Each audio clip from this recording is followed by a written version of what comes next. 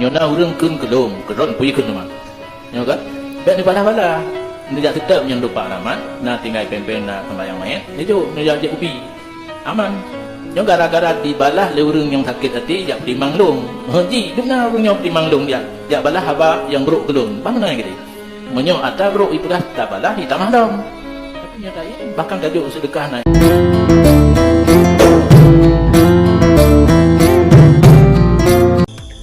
Assalamualaikum warahmatullahi wabarakatuh.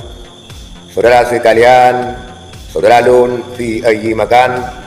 Pada kesempatan ini kita melihat sebuah pernyataan daripada Abu Mudi. Dan Abu Mudi tersebut mewasiatkan kepada kita, kepada pendukung-pendukungnya, kepada pecinta-pecintanya dan kepada kita semua kaum muslimin agar tidak melawan apa yang disampaikan oleh orang-orang yang tidak suka kepada Abu Mudi.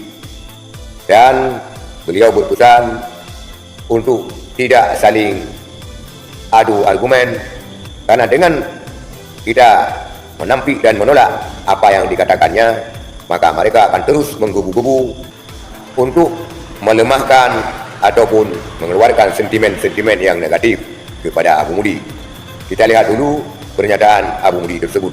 Nyona urang kun kelum keron pui kun mah nyo kan bek ni bala-bala ni jak tetap yang lupa alamat na tinggal pempen na sembahyang mayat ni jo ni jak upi aman nyo gara-gara dibalah le urang yang sakit hati jak timang long ji duna urang yang timang long dia jak balah haba yang buruk kelum mana gitu menyo ata buruk ipudah tabalah hitam dong tapi nya dai bahkan gajuk sedekah naik jak upi espresso long 8 be nanti pita yang ubat badun.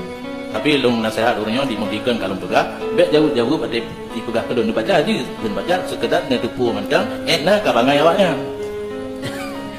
Kita numpah hukum itu ditemikir kan logika hanan cocok yang pertimang logika Mu'tazilah menyo urung mukmin ya khudud dina an rabbih la an raih urang beriman ke Sayyidina Ali agama menurut dari Pau kekirim melalui Jibril ke Nabi ke sahabat mutaqaddimin mutaakhirin coba katanya gini nyan agama nya urang semikir tanpa ilmu agama nyan logika yang pakai logika Mu'tazilah nyan mantang udah cuman roh.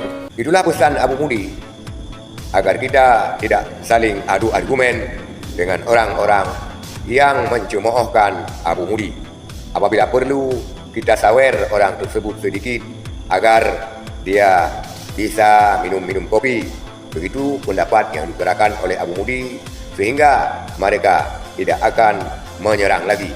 Karena dengan kita saling adu argumen, juga mereka akan semakin giat mencari argumen untuk menjatuhkan dan menjelek-jelekkan Abu Mudi. Sekian, Assalamualaikum warahmatullahi wabarakatuh.